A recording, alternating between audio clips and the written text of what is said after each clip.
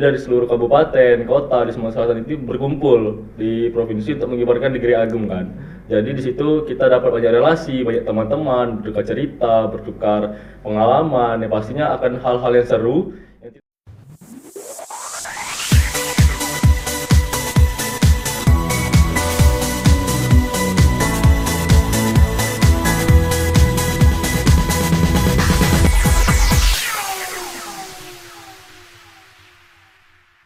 Assalamualaikum warahmatullahi wabarakatuh. Halo Sobat Jubel, kembali lagi di Jubel Inspiratif yang selalu menghadirkan tokoh-tokoh yang menginspirasi.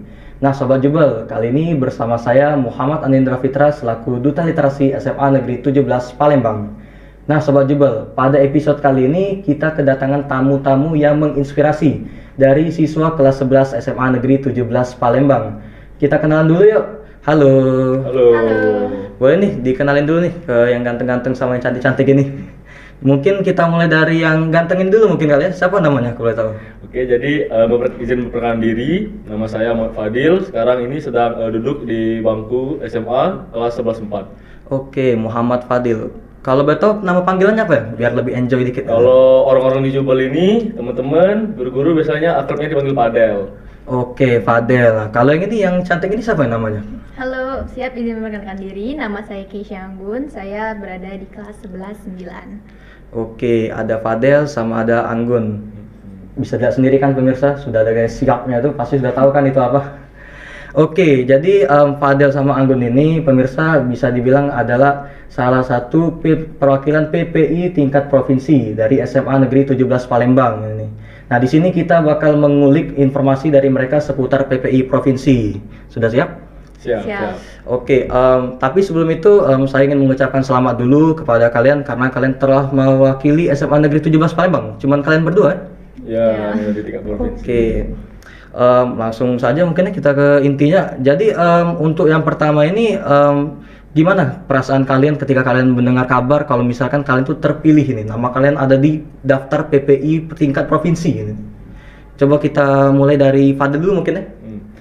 Sebenarnya kita itu tidak langsung didata atau dipilih sebagai PPI tingkat provinsi, tetapi kita tuh melakukan tes kembali di tingkat provinsinya gitu Andra. Jadi kami dipilih sesudah kami melaksanakan tingkat kota, selanjutnya akan diseleksi lagi untuk tingkat provinsi gitu. Oh, jadi seleksinya tuh berkala ya dari kota, habis itu seleksi lagi untuk provinsi? Iya, Nindra, tidak sekali saja tesnya. Oh, itu. Kalau boleh tahu nih, kalau untuk persiapan yang kalian persiapkan selama PPI itu apa aja yang kalian persiapkan?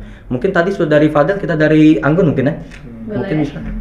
Jadi persiapan saya sendiri untuk bisa menuju ke Paskibraka provinsi itu tentu saja mental dan juga niat. Jika kalian tidak ada niat dan mental, ya kalian juga akan tidak percaya diri. Oke, kalau boleh tahu nih ya, kalian tuh ada latar belakang nggak sih? Kenapa kalian tuh tertarik gitu untuk ikut PPI ini? Sama mungkin pemirsa di sini ada yang belum tahu kali ya PPI itu apa? Mungkin bisa kita langsung tanya sama mereka. Mungkin untuk yang PPI itu apa bisa dijawab sama Fadel aja kali ya mungkin. Ya, jadi kepanjangan PPI itu adalah Purna Paskibraka Indonesia, di mana sebutan itu berlaku bagi para orang-orang yang sudah selesai melakukan tugas pengibaran atau penurunan bendera Anindra, baik itu tingkat kota, provinsi maupun pusat. Jadi sesudah dari itu mereka akan di-upgrading untuk menjadi seorang PPI tadi. Oh, jadi untuk PPI itu ada tingkatannya dari kota sampai ke nasional itu? Ya, sebenarnya sama saja gitu loh. Dari tingkat kota, provinsi, sama pusat itu sama aja tetap sebutannya PPI, tapi mungkin latar belakang tiap orangnya apa dulunya, apakah Paskibraka kota, apakah Paskibraka provinsi, apa mungkin Paskibraka pusat orang tersebut. Oh, itu. Sama juga nih, kalau ada dengar-dengar informasi kalian ini kan dari Ekskul Parisanda nih di SMA 17. Kira-kira Ekskul Parisanda tuh menjadi salah satu kunci bukan untuk kalian bisa melaju ke tingkat provinsi PPI-nya nih? Bisa dijawab oleh Kekun baru oleh saya? Menurut saya sendiri itu tidak, karena yang boleh mendaftar untuk menuju ke PPI itu bisa dari ekskul yang lain juga, tidak harus berpatokan dengan Paskibraka. Nah, kami juga tahun ini juga mengirimkan ekskul lain untuk bisa ke PPI juga. Jadi enggak. Oh, jadi kalau dari yang bukan latar belakang Ekskul Parisanda itu boleh juga tuh kalau ikut Iya. ya? Oh, oke. Cukup menarik ya pemirsa penjelasan dari mereka ini. Nah, tadi kan kita sudah diskusi tentang persiapannya, kemudian apa itu PPI. Nah, sekarang nih kira-kira ada nggak hal menarik yang kalian rasakan setelah menjalani PPI ini? Dan juga kalau dengar informasi, kalau nggak salah untuk Anggun sendiri ini ulang tahunnya juga bertepatan ya dengan PPI ini. Mungkin bisa diceritakan ya dari Anggun dulu mungkin ya? Ya boleh. Jadi kebetulan saya itu ulta pada saat sedang diklat paskibraka. Nah tentu saja di sana kami itu di prank. Saya itu sampai bisa dibilang tuh di prank untuk agar dipulangi balik ke kota. Dan juga di situ beserta Fadel juga yang kena prank, dan di situ tapi saya yang paling nangis waktu itu. Oh, agak lumayan sedih juga ya.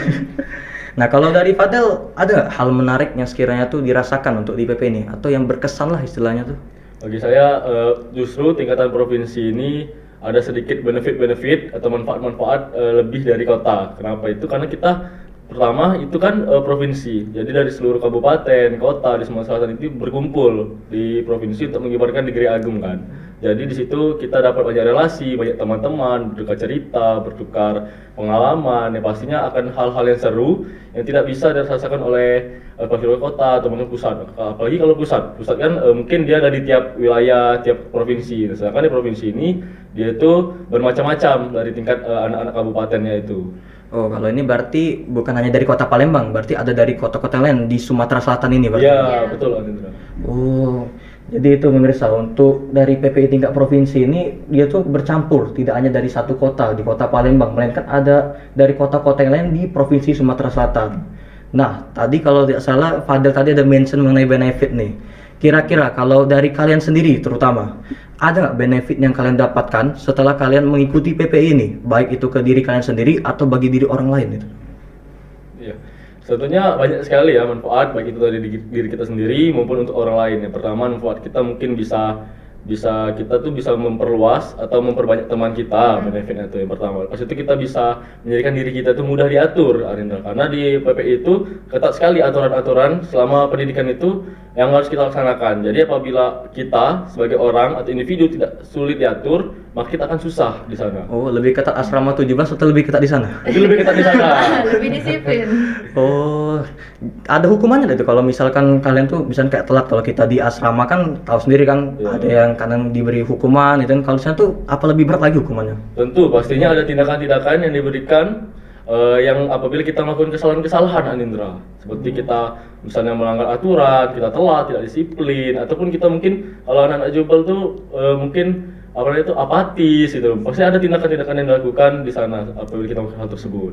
Oke, nah jadi ini Sobat Jubel, kalau misalkan kita ikut di PPI provinsi, bukan provinsi saja, tapi di kota maupun nasional itu ada banyak tantangannya tuh, banyak yang kita harus dilatih untuk disiplin dan sebagai faktor gitu. Jadi untuk ini Fadel sama Anggun, sekiranya untuk adik kelas kalian gitu tuh, atau untuk penonton di rumah lah sekiranya, kalian ada nggak sekiranya tuh motivasi atau tips untuk mereka yang misalkan untuk bergabung ke PPI ini? Bisa jadi kan dapat bocoran dari kalian kan gimana apa yang harus dipersiapkan, mungkin dari fisik atau dari akademik mungkin tadi sudah dari Fadel apa dari Anggun aja kali ya? Iya. Boleh, mulai dari saya dulu. Menurut saya sendiri itu tips-tips untuk menuju paskibraka untuk adik-adik nanti itu yang pertama itu siapin dulu mental dan juga niat kalian.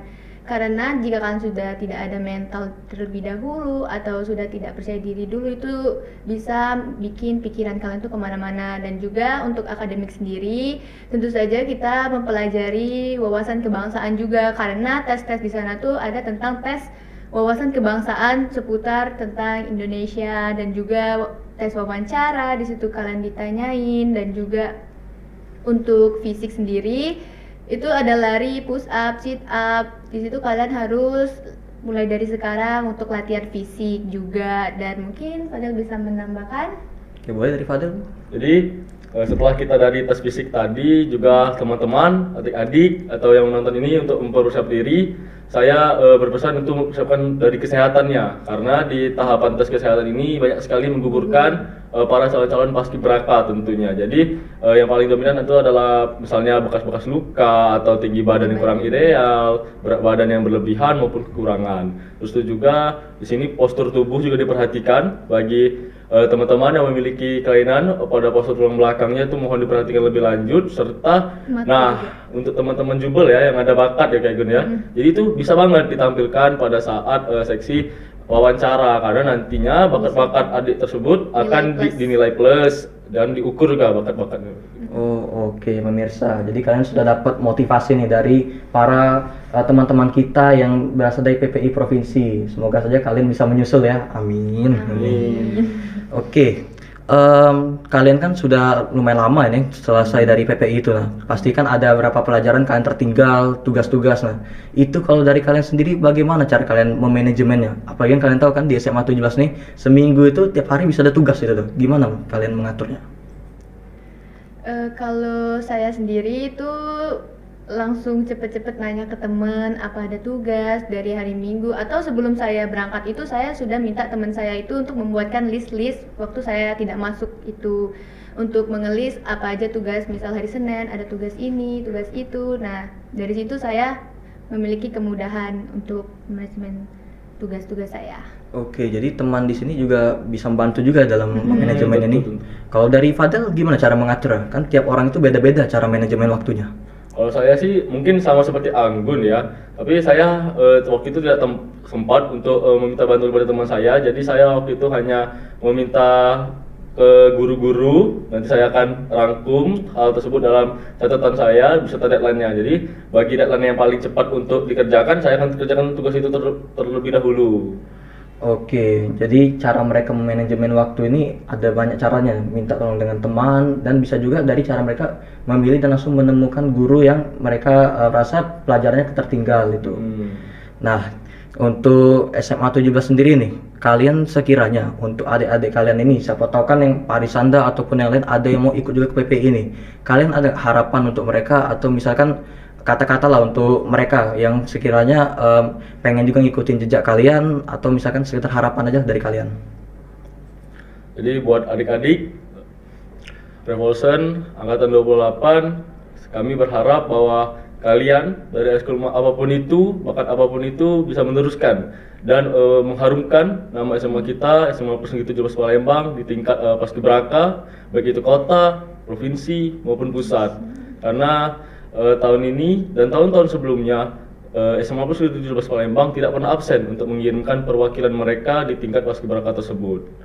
Oke, jadi untuk adik kelas 10 SMA Negeri 17 Palembang, kalian dengar kakak-kakak kalian ini jangan sampai kalian tidak ada yang mengirim perwakilan. Kalau bisa minimal ada, apalagi yang provinsi kalau bisa. Iya. Oke, mungkin untuk pembicaraan kita seputar PPI sampai di sini saja kali ya. Tapi sebelum mengakhiri, ini ada pertanyaan ini dari para penonton. Apa mutu yang biasa kalian pakai dalam menjalani kehidupan ini? Mungkin kita mulai dari Fadil aja kali. Iya. Jadi moto yang saya pegang sampai saat ini adalah jangan pernah takut gagal, jangan pernah takut untuk mencoba. Terus itu fokus untuk tujuan kita, bukan fokus untuk menghadapi hambatan yang terjadi, tapi fokuslah untuk tujuannya saja. Oke pemirsa, jadi dari Fadel ini motonya sendiri jangan takut untuk gagal. Jadi kalian terus mencoba dan mencoba, walaupun mungkin terkesannya tidak masuk akal, tapi dicoba saja dulu. Karena kenapa? Siapa tahu itu rezeki dari kalian. Gitu.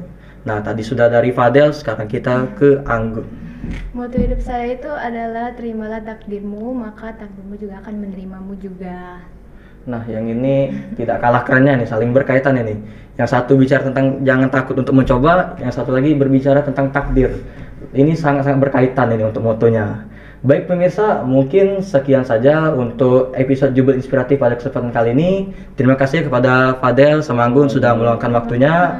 Sampai jumpa lagi di episode Jubel Inspiratif berikutnya. Karena kenapa? Belajar bersama, maju untuk semua, kita pasti bisa. Wassalamualaikum warahmatullahi wabarakatuh. Dadah.